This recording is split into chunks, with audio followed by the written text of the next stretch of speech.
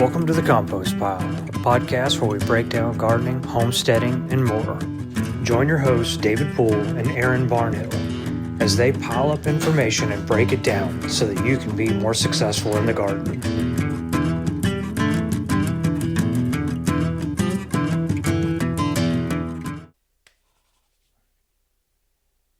Hey guys, welcome back to the Compost Pile, your source for all things gardening and homesteading.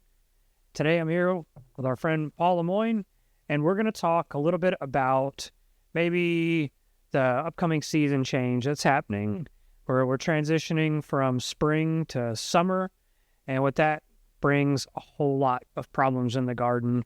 And we find that most people are probably not quite prepared for that, especially new people out there, first year, or there's maybe it's second season and they're still figuring their way. They're just not prepared. They have these beautiful plants, and then all of a sudden the problems come on. And it's not that they're doing anything wrong, it's the environment changing, and they're not changing with the environment. So kind of wanted to maybe talk through some tips and tricks and maybe some of the trials that we've had facing some of these issues that we might come up with.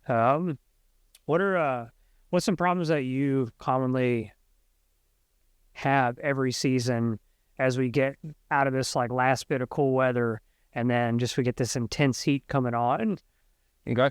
Well, first, about this time of the year, and actually a little earlier, I start seeing the juvenile leaf-footed stink bug. You'll see clusters of them. Yep. Maybe a dozen or two. Don't confuse them with the assassin bug, which is a beneficial. These are always going to be in a bunch of them, and you'll see them. They're crawling around. They're kind of black and orange. Yep. Small. There'll be a whole cluster of them. A little gang of them. You'll walk by there and see them kind of skitter off a little bit. Now's the time to get rid of those if you can, and they're easy with just some soapy water spray or something, or some people like to vacuum them up or whatever, but they're pretty skittish. But you just spray soapy water on them, they'll fall to the ground. Yeah, so that heat, and it's kind of, it's warm weather, Well, and not necessarily stink bugs, but other pests that commonly come on become real prominent, and you go from maybe a little bit of pest pressure to it just exploding. Yeah. And that happens really prominently when it gets hotter, and it kind of correlates to higher stress on the plants and the soil. So some pests are going to be there because of plant issues, stress issues. They're indicators. And I think one of the biggest mistakes that I always see with the season change really is moisture control. Absolutely. People, they're always just watering the same, and they're not really paying attention to the soil, and they're not getting proper saturation. So then their plants start stressing. Then they start watering more, but then they're still always a little bit behind, or they're watering too frequently, not deeply enough. You gotta get your hands in the dirt, I feel, at least from my experience. And it could change from bed to bed in a raised bed scenario. I have some beds where they dry out twice as fast as ones on the other side of the garden, and it's just simply how the sun is blocked by certain, structural or other larger plants like trees. And I got to stick my hands in the dirt and pay attention to them, because I'm either overwatering or underwatering. Yeah, it's really easy, and a good rule of thumb is if you're in a raised bed, they generally tend to dry out a lot quicker, because a lot of them have a metal side type structure or something. Well, that sun heats it up, and it heats it up hot enough you can't even hardly put your hand on it. It's so hot.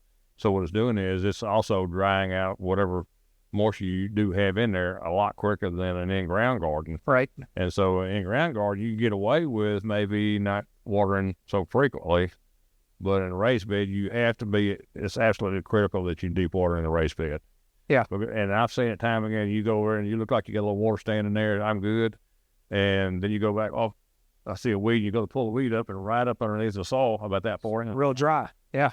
And so that just tells you you're not deep watering enough. No, you got to get it where it's, is saturated. It's got to soak down in there. This time of year, it's not uncommon to see that top layer change colors. Oh, yeah. Change colors really quickly back to a lighter color.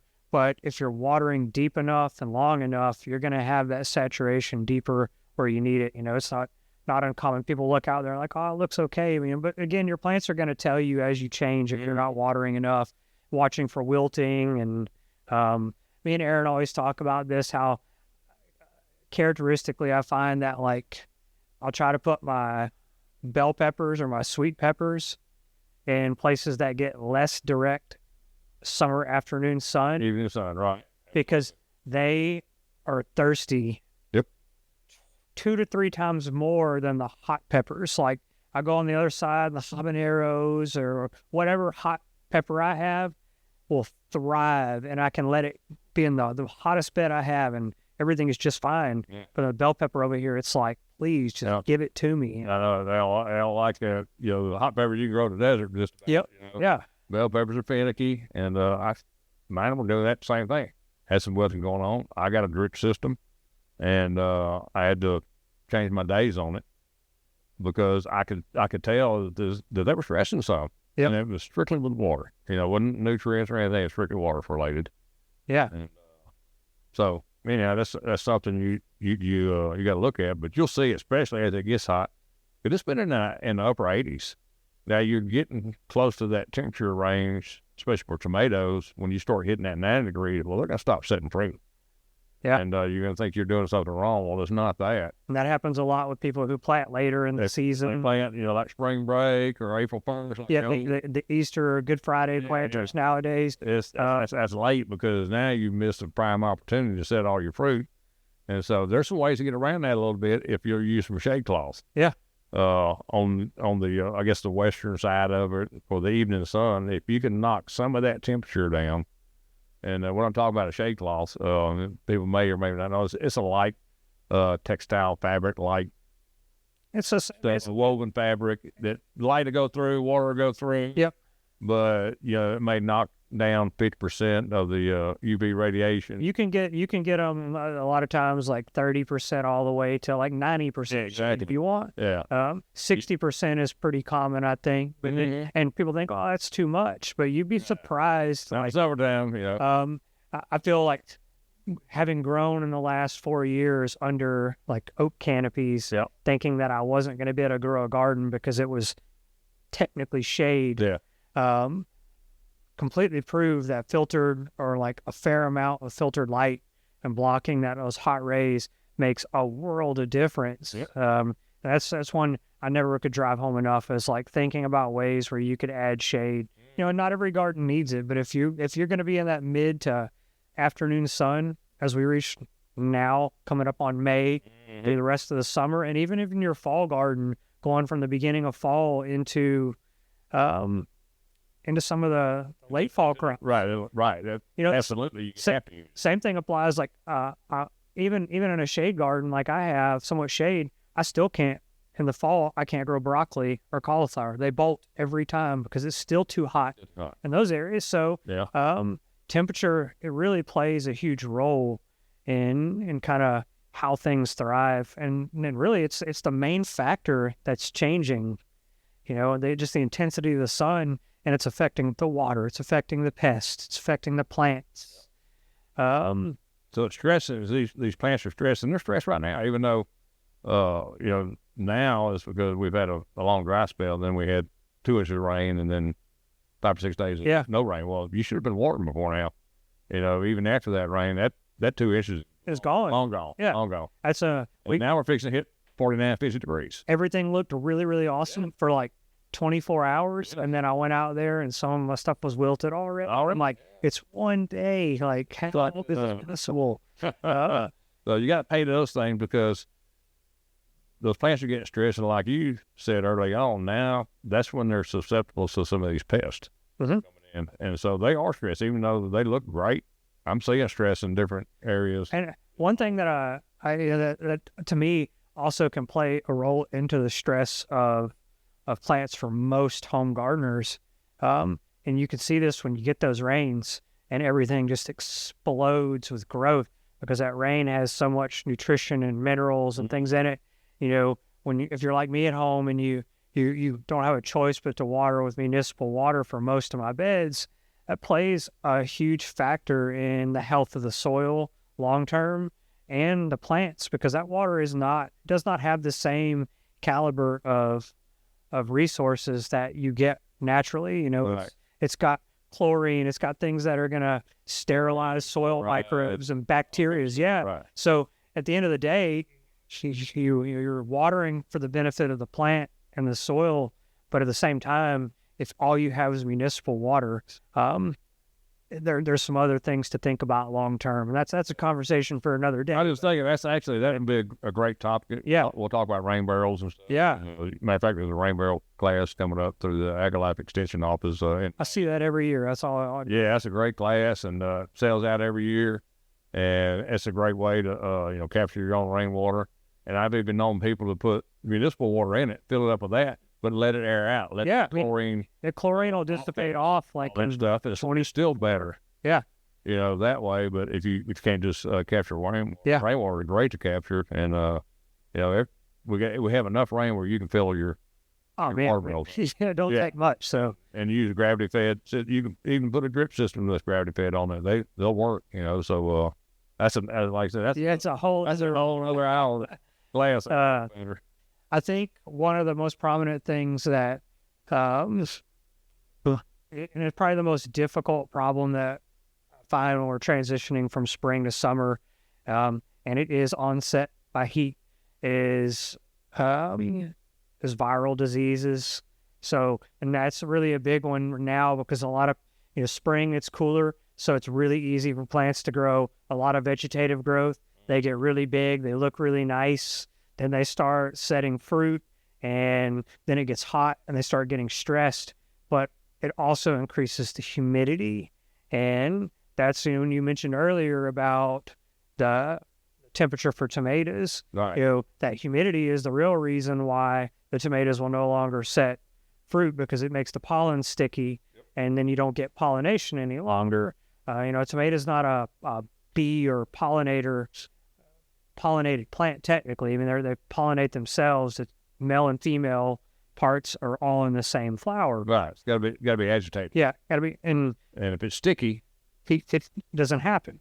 So that humidity plays a huge role, and that's why for some things planting early is important. That's why tomatoes, I think, getting them in earlier nowadays is always better, because the humidity is always not great here, but it gets exponentially, more dense and sticky really quick. But that humidity also, it brings on diseases, and we see that a lot in tomatoes mostly. You can see it in eggplants or even peppers. You get like early or late blight. Right. And that's coming on right now. I noticed today. Yeah. On some tomato plants here locally. So that's one to look for. And like we probably even talked about before, that's one of the reasons you want to make sure that you have plenty of room around your tomato plants, or don't plant them too close together, where you can have some airflow through there, especially from the ground level up to the first limbs. If your tomato leaves are laying on the dirt, and you do get a rain, or you're watering overhead and you get that soil splashing up, and you got the humidity, you got the heat. That's all the time. I mean, it's like a feature dish there. Those pathogens get up on the leaves, and then it's gonna happen. And then you finally get a good rain, and then now it's moving it through. But that's that humidity. If you don't have enough airflow, it's trapped up under the leaves. The moisture is there, and it makes that plant far more prone for that viral disease to just explode. And it doesn't only just affect the plant itself; it can affect, like, you can see even like somebody came in the other day and they were showing me one, and it had the typical splotchy leaves, but the stem started turning black, and I was like, oh, but like, I don't remember ever seeing that. So I got to researching a little bit, and that was one of the signs of like a pretty well developed early blight on the plant. And then if it gets that developed, it can affect the fruit. And blight's one of those diseases you want to try to avoid at all costs, because if you are a small home gardener and you don't have multiple beds, that pathogen can stay active in the soil for multiple seasons. Yeah. And you go back and you plant that same thing, and you're just like, hey, it's like feeding an animal. It's like, come on, give it to me. And then it's gonna grow, and then it'll be there again and again. So crop rotation. Well, I just think Yeah. crop rotation is one of the main reasons why they recommend crop rotation, because you don't have those same pathogens. Yeah, and Especially when you talk about tomatoes. and it is important too, as we live in such a volatile climate, and every season isn't going to be the same. Not every season disease is going to be as prominent as others. But if you're doing things to disrupt the cycle of disease and viruses and even pests by moving things around, you can mitigate some of those common problems that are going to start right about now. I know you mentioned before tomatoes, and this can go for other types of plants, but I always think it's a great idea to keep plants up off the soil level, and this even goes for melons, cucurbits, squash. We've talked about pine straw like 100 times. Oh yeah, keeping the leaves off of the soil if it's a ground cover type plant, so that your moisture is not as easily splashing up with soil splashing up, because those plants are susceptible to similar type diseases. Right. But then pruning, tomatoes, peppers, even eggplants, as they get sizable enough, taking the time and doing it early is really best. Clipping off those lower, branches that are not necessarily fruiting branches, and get you some space between the soil, get some airflow up on the bottom, and that airflow will work its way through the top. People are scared to prune. Yeah, I mean, it's like, man, that's a perfectly help. Look at that leaf right there and all that. But, hey, clip it off, gives you some space above that soil, and it'll thrive on airflow. It's important, because you mentioned earlier, like tomatoes planted too many in a space, and there's no airflow. Well, mine are caged and they're staked, but I have 3, and they're probably indeterminates, but they get long and leggy, and I keep them kind of pruned so they're not growing onto the ground. But it's almost like a dense wall, and I got to look in there. But early on, I pruned off that lower section, and if I need to, and they keep growing and they're getting real big again, I will continue to cut on it, and I'll make it more bushy just by trying to keep that size in check. If you look at, I was in a commercial greenhouse once, and I walked in, and I was saying, look at all those tomatoes hanging around. Where's the leaves at? They do so much heavy pruning in greenhouses because they're even more susceptible to disease in there.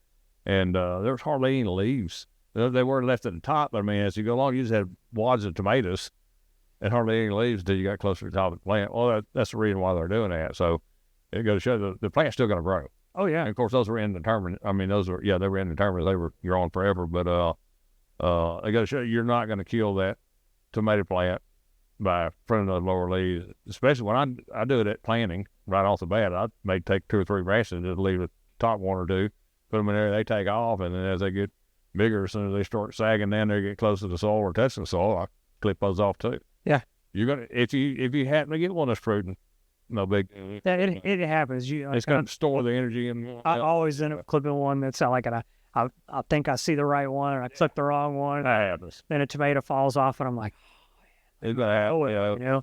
It'll survive and it'll thrive actually. So don't be scared to do something. No, I think the last thing before we wrap this episode up, as you move into this seasonal shift, one thing that could drastically help the strength of your plants and your soil, especially if you're container growing, is not only is your watering regimen and just your cultural practices change, but I really also think that people should consider changing their feeding schedule. Yeah. Supplemental feeding, if spraying the foliage for mineral intake, with like a liquid fertilizer.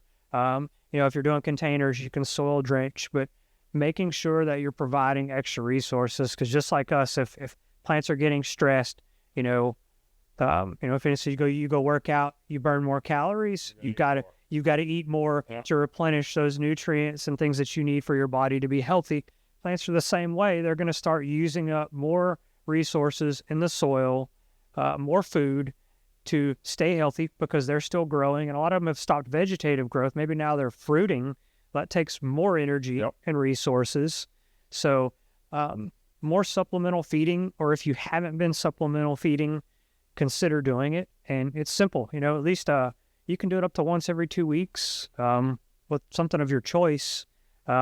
Usually I like to stick to and organic, because I don't want to feed a lot of like high nitrogen based liquids, because at this point we don't want a lot of vegetative growth. We want fruit growth. Strong roots, right? But I feel that's one thing that people leave out, because they're like, oh, I put something in the soil, I fed it earlier. I fed it when I planted it. Yep. It's good to go. It says it's good for 6 weeks or whatever, Yep. But yeah, as the temperature rises and you got the increased microbial activity in the soil, so it's using some of your nutrients that you're putting in there. So I'm the same way. I like an organic fertilizer, a time release type like a microlife pelleted. So every time you get some water on there, and that's another thing. If you start watering like quite a bit more because of the temperature or something, well, it's going to go through that fertilizer a little bit quicker because you're actually drenching it.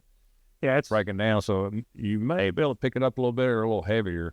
I'll do, I fertilized the beds in February when I first started, and now we're about to move into May. I'm about to do a supplemental feeding, and I'm gonna shake some over my beds, and I'll try to work it in depending on, most of my beds are pretty covered up, but I'm gonna shake it in there, give it a good watering, and then I'll go on about my business. But I know that I'm keeping it supplied. So even though some of my things over the next 45 days are going to start, working their way down, production's going to slow down, like tomatoes. A lot of the varieties I chose, they're going to be done. Right. So I'm probably going to get rid of those, but at least those nutrients are going to be in the soil for the next thing that's coming along. And we've talked about this in a previous episode.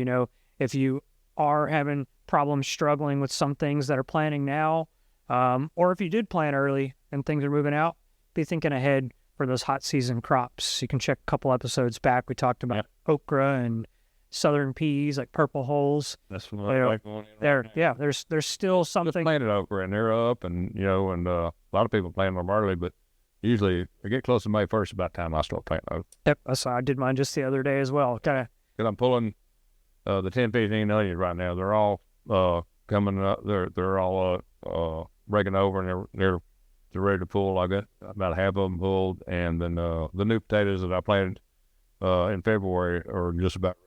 Yeah, and you can, and some of those items like okra and stuff, we went in and we planted them in between things that we know are about to come up. We're going to go ahead and let them start getting started. I'm not going to wait until the bed's completely empty, depending on what I have. If I got a big plant with a big root system and it's going to be cumbersome to get out, I'll wait. But if, I've gone behind before and planted okra in my onion bed because I know they're about to be pulled out. So you can do different things and start plants and get them ahead, ready to go before as things are coming out.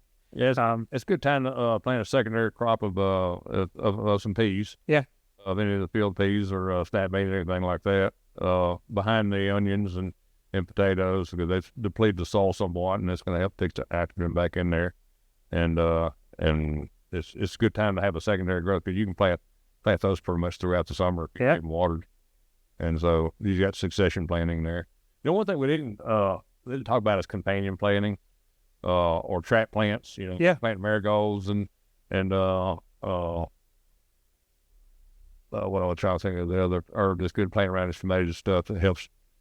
Yeah, like basil. Basil. Yeah. Basil and marigolds are great to be planting, amongst your crops, and they look great, and then they help cool the soil because they'll actually cover a lot of open areas. And those are things, if we try to keep those, we've talked about herbs and whatnot before, but those are all some things that you can do that will help you along the way as we get into this like season change, and all these common problems become more prominent. There are ways that you can help fortify your garden, attracting predators, attracting, beneficial insects. Then those herbs also have repelling properties for a lot of insects, and like you're saying, trap crops. They look cool too. The different kind of stuff in there. A great. Not a lot of people plant them. I mean, a lot of people do, but I don't see them a lot in my gardening. But I found a great trap plant to be for stink bugs is sunflowers. Sunflower. I did read that somewhere. Yeah. Sunflower. So many people will come in. Actually, Aaron, a couple. Maybe 2 weeks ago, he sent me a photo of a sunflower head. It was at the end, so it was about to fall over. It was covered in stink bugs. So great way to just go over there and like chop it into a bucket. Right. And The whole thing. you just eliminated who knows how many, other sets of generations from that one family of stink bugs. So that's another trap crop I think that people could experiment with if they have the space to do it. So Yeah, because they say every stink bug you kill this year, that's one less you'll have next year. Yeah.